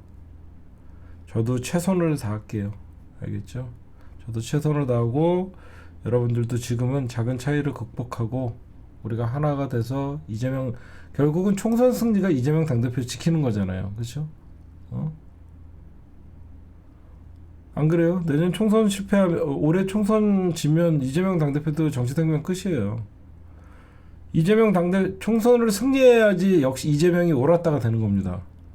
총선 깨지고 이재명이 옳았다 외치지 못해요. 진짜 이재명을 지키려고 그러면 어떻게든지 내 지역구에서는 국힘당과 민주당이 1대1 구도로 가야 되고 야권 단일화가 돼야 되는 거예요. 그렇잖아요. 올해 총선 깨져놓고 무슨 이재명이 옳았다가 우리를 외칠 수가 있겠습니까? 결국은 이번 총선 누가 이기냐에 따라서 윤석열, 한동훈 또는 이재명 당대표의 정치적 미래가 달려있는 거예요. 조금 더 긴장하고 절박하고, 지금은 우리 윤석열을 목표로 우리 민주 진보 세력들이 좀 단합을 해서 총선 승리에 이바지할 수 있는 각자 작은 역할이지만 그런 작은 역할들을 좀 잘했으면 좋겠어요. 네, 오늘 방송은 여기까지.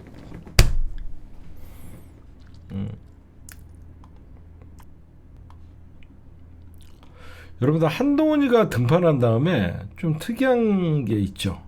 뭐가 있냐면, 한동훈이가 등판한 다음에 친윤계 물러나라는 말이 없어졌어요. 그쵸? 가만 생각해봐. 김기현이가 당대표 할 때까지만 해도 친윤계 용태론 막 이런 얘기가 나왔는데, 한동훈이가 등판 후에 친윤계 물러나라 이런 얘기가 없어졌어. 국민의힘에서 친윤계 중에서도 핵심을 제외하고 물갈이가 될 것이라는 전망이 나온다고 늘 얘기하고 떠들었는데 실제로 김기현 전 대표의 사퇴, 장제원 의원의 불출마 선언을 진짜로 일어났거든요. 그러면서 친윤계 용태론이 많이 들끓었는데 최근 한동훈이 와서 그 말이 없어졌어요. 왜 그러면 친윤계의 핵심이 이철규인데 이철규 의원은 험지인 구리 출마를 고려했지만 최근 본인 지역구 출마로 선회를 했고 부산 지역도 친윤계를 중심으로 어느 정도 교통정리가 끝났다고. 장해찬 전 최고위원은 부산 수영구, 주진우 법률 부산 비서관이 하태경 지역구, 뭐 이렇게 하면서 지금 인요한이 때까지만 해도 인요한이가 나와서 설칠 때까지만 해도 막 친윤 막 교통정리해야 된다 불출마해라 막 그러는데 지금 그런 말이 수가 없어졌어요. 응? 참 희한해요, 그렇죠?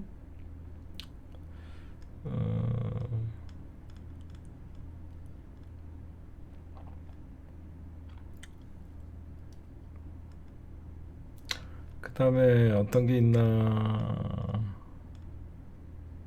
국민의힘에서 공약개발본부를 만들 예정이라고 합니다, 여러분들. 어떤 공약을 만드냐? 말은 뻔지르르하게 잘해요. 민생 및 지역개발 공약, 미래의 성장 동력을 확보하기 위한 정책을 발굴하는데 개발을 한다 그러는데 민생 지역개발을 한다 그래놓고 미친놈들이 서울 수도권에다가 편중시키려고 하는 게 앞뒤가 맞지가 않아 얘네들은. 공약은 지역개발인데 결국은 서울 편이 막 김포 지랄을 하고 앉아있고 그리고 미래의 성장 동력을 확보한다 그러면서 R&D 예산은 다 깎아버리고 앞뒤가 안 맞아 그냥. 응? 그렇잖아요. 미래의 성장 동력을 위해서 공약 개발을 한다 그래놓고 R&D 예산 다 깎고 앉아있고요. 지금 용산의 참모들이 지금 총선에 뛰어들고 있는데 희비가 엇갈리고 있다고 합니다. 수도권 등 일명 험지에 출사표를 던진 참모들은 다수가 대통령실은 물론 여권의 전폭적인 지지를 받고 있다고.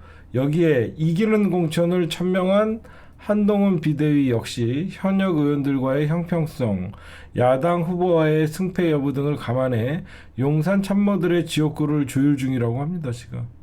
하지만 보수세가 강한 이른바 양지에 출마한 참모들의 입장은 전혀 다르다고 합니다. 윤석열 씨가 진짜 아끼는 애들은 양지. 제가 보면요, 여러분들, 윤석열이 아껴서 양지를 가는 게 아니라 김건희 라인은 양지에 가는 것 같아요. 어디까지나 제 이거는 썰이에요. 분명히 똑같은 용산 참모들인데 김건희 라인은 양지로 가. 왜? 걔가 힘이 더 세니까. 김핵관들은 좋은 데로 가고 윤핵관들은 험지로 좀 가고. 저는 그렇게 생각해요.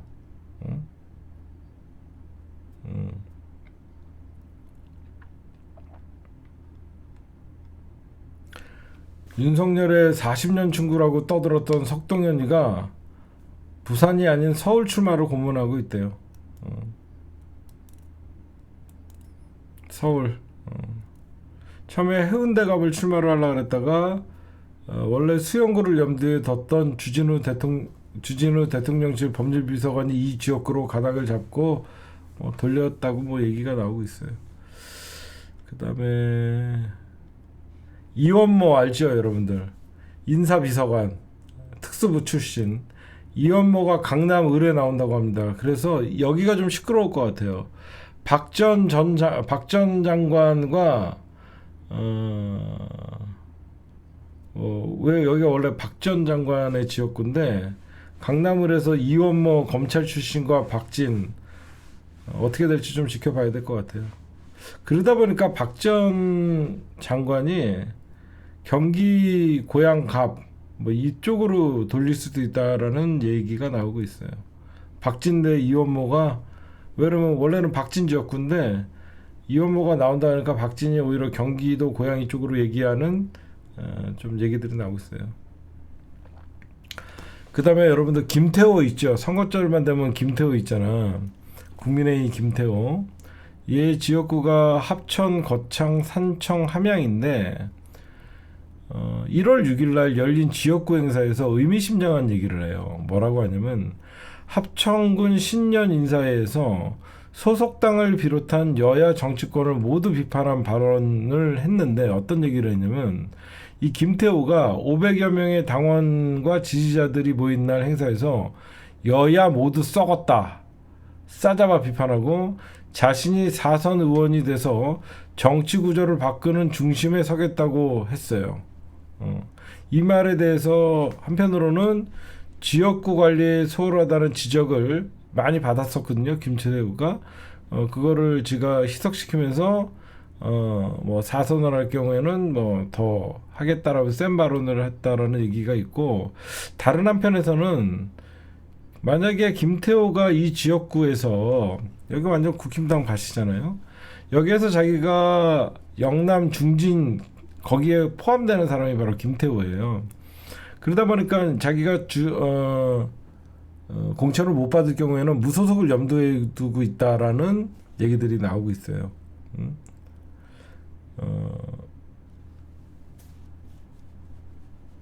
왜 그러냐면 지금 한동훈도 여러분들 기존에 있던 정치 세력들과 별로 유대 관계가 없던 사람이죠. 검찰 출신이고. 그리고 요번에 국힘당의 공관위원장이 된 정영환 교수도 고대 어떤 교수 출신이다 보니까 뭐 정치권에서 인연이 없는 인사들이 대부분 중요 자리를 차지해서 지금 공천 심사를 2월 15일 이후에 민주당이나 국힘당이나 실시해야 되는 그 입장이기 때문에, 그래서 김태호가 자기 4선에서 도전하겠다 이런 얘기들이 좀 나오고 있는 것 같아요.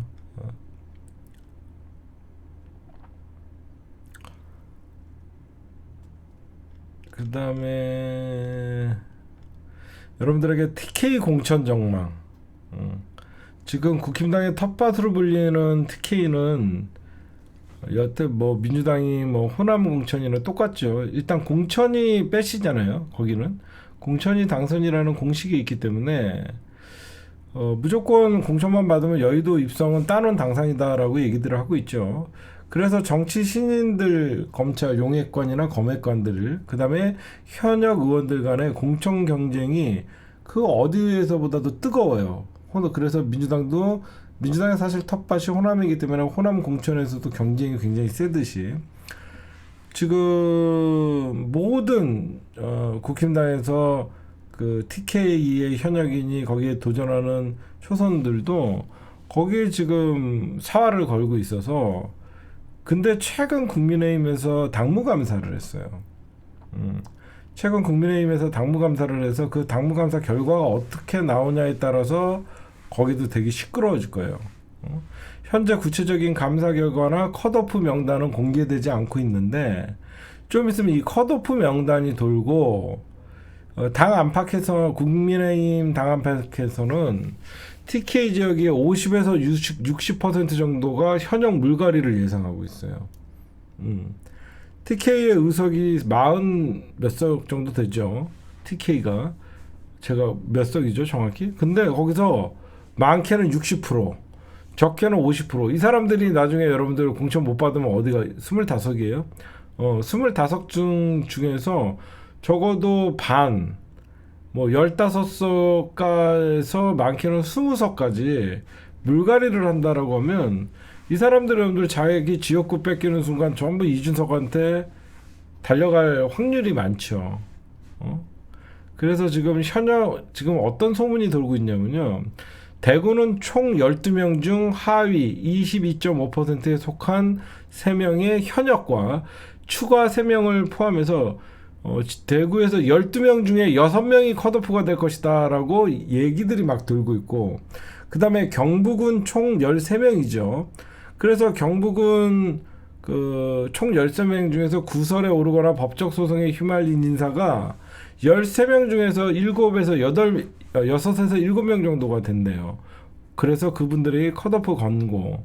그래서 최하 12, 3명 정도는 물갈이 대상이거든요.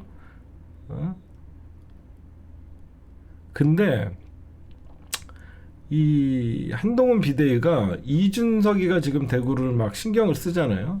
그러다 보니까 이준석 신당을 고려를 하다 보니까 컷오프 권고 방침을 공개를 최대한 뒤로 미룬다는 거예요. 그래도 김건희 특검법 재의결하기 전에는 컷오프를 공개할 수밖에 없는 상황이 가는 거예요.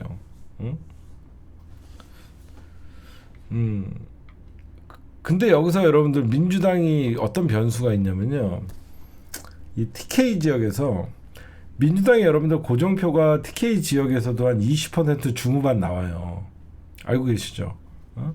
민주당이 TK에서도 그 지지율이 한 20% 중후반이 나오다 보니까 잘못하다가는 국민의힘 후보, 그 다음에 뭐 무소속 후보, 민주당 후보 이렇게 3파전을 할 경우에는 어부지리로 민주당 후보가 당선될 확률도 있대요. 그렇게 됐으면 좋겠어요. 왜 그러면 국민의힘 후보 1명, 무소속 저쪽 막 2명 나오고 민주당 후보 이렇게 나오면 진짜 29%가 당선되는 일도 막 3자 대결, 4자 대결인데 결국 지네표 다 찢어지는 거거든요. 그 다음에 40석이 걸린, 여러분들 TK 지역은 25석이 걸려있고 PK 지역은 40석이 걸려있거든요. 민주당은 부산에 18개의 지역구가 있어요. 그래서 민주당이 지금 한 18개 중에서 한 8개 정도가 해볼 만하다고 해요. 부산이 18개인데 한 8개 정도가 민주당이 좀 해볼 만하다라는 얘기들이 나오고 있고, 울산의 지역구가 6개인데 울산에서는 6개 중에서 한 3개 정도 치열한 지금 접전으로 나타나고 있고요. 경남에서는 낙동강 벨트라고 우리가 얘기를 하죠. 김해 양산에서 4석을 모두 가져오고 청원, 성상, 의창, 진해와 거제 등 최소 8곳 확보가 가능할 것으로 보고 있어요. 그래서 40석 중에서 민주당이 부산에서 한 8개, 그 다음에 울산에서 3개, 그 다음에 김해 양산 낙동강 벨트에서 4개, 그래서 한 15곳 이상을 좀 보고 있고, 현재 그런 그쪽 불경 그쪽 분위기고요. 그 다음에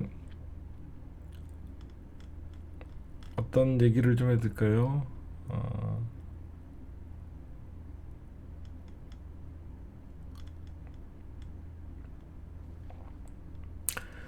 지금 민주당이 여러분들 뭐 하고 있는지 아시죠?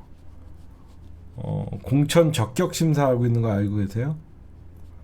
민주당 지금 공천 적격 심사에서 누구는 부적격, 누구는 적격 이렇게 지금 나오고 있잖아요. 근데 지금 공천 적격 심사에서 양이원영 의원이 좀 늦어지고 있어요. 왜 그러냐면 양이원영 의원이 지금 양기대 지역구 아시죠? 광명을 출마를 준비 중인 양이원영인데 비례대표 출신이에요. 더불어시민당 출신인데 이 양이원영 의원이 지난 말 정도에 그 자격심 심사를 신청을 했는데 이게 적격 또는 부적격이 나와야 되는데 결정이 지금 보름이 넘도록 나오지 않고 있어요. 근데 왜 이 결정이 나오지 않고 있냐? 딴 사람들은 막 빨리빨리 나왔었잖아요.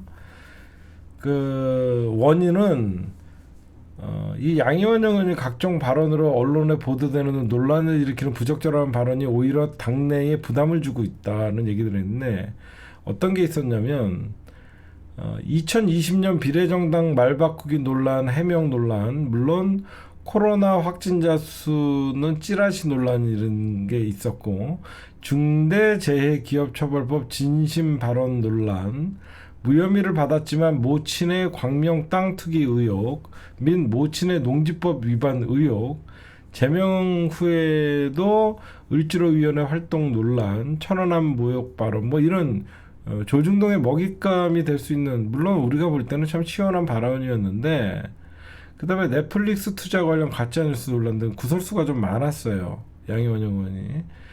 특히 문제는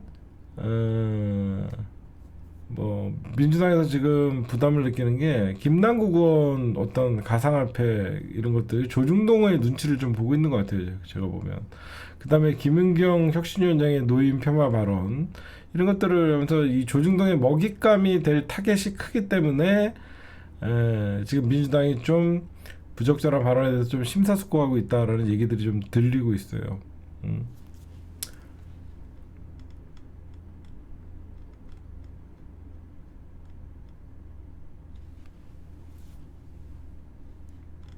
그런 얘기들이 있습니다.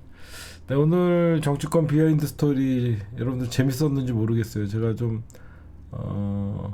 피곤함에도 지금 TK랑 PK 지금 선거 구도를 좀 말씀드렸고, 현재 정치 다시 한번 강조하지만 2월 15일이 D-Day예요, 여러분들. 2월 15일이 왜 D-Day냐면 2월 15일이 마지막으로 소속 정당의 의원 수와 정당 보조금이 그날 기준으로 확정되거든요. 그날 기준으로 확정되기 때문에 지금 신당 창당한다는 인간들은 빨리 현직 의원들 빼가야 되는 입장이죠. 근데 민주당은 2월 15일 이전에 공천 심사를 하지 않거든요. 그 이후에 탈당하면 그 사실 기호나 정당 보조금에는 뭐 그 어떤 도움이 안 돼요. 이해를 하시겠죠. 그래서 민주당이나 국힘당이나 2월 15일 이후에 공천 심사를 진행한다는 얘기가 나오고 있어요. 네, 오늘 방송은 여기까지 하도록 하겠습니다.